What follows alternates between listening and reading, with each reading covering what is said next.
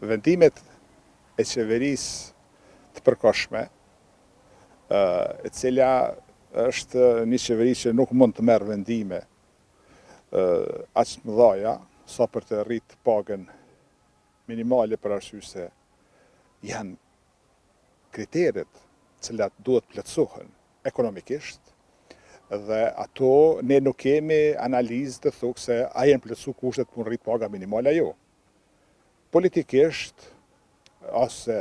premtim të fushatës zgjedhore mund tjetë, por realisht rritja e pagës minimale do të rritë informalitetin në ekonomi, do t'i vështirëson dukshëm bizneset për të siguruar pagën punëtorëve,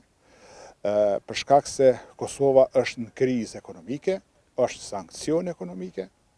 Kosova është përjashtuar nga shumë mekanizma ndërkombëtar që do të arrishin shumë mjete financiare në Kosovë,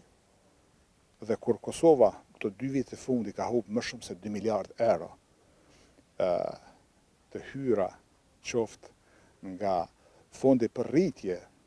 i BE-s për Ballkanin Perëndimor, që janë mbi 880 milion,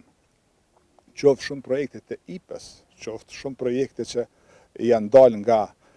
mbyllja e USAID-it, apo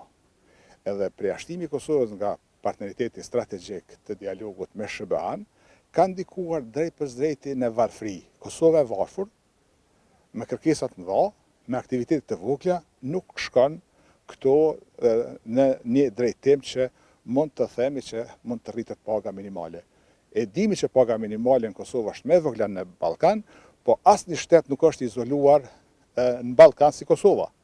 Asnjë shtet nuk është nën sanksione si Kosova, prandaj ne do duhet të sillim në kuadër dhe në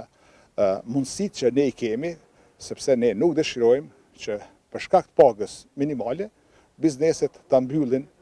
atë, ose ta kthejnë në informalitet, ose të qesim në një vështirësi tjetër ku ata do të hyjnë në kredi për mbyllur paga punëtorëve. Fitimet në biznes, sidomos në ato mikro dhe të voglat, janë tepër të limituara dhe këto janë para një krize të thellë dhe kjo do t'i thellën edhe më shumë krizën.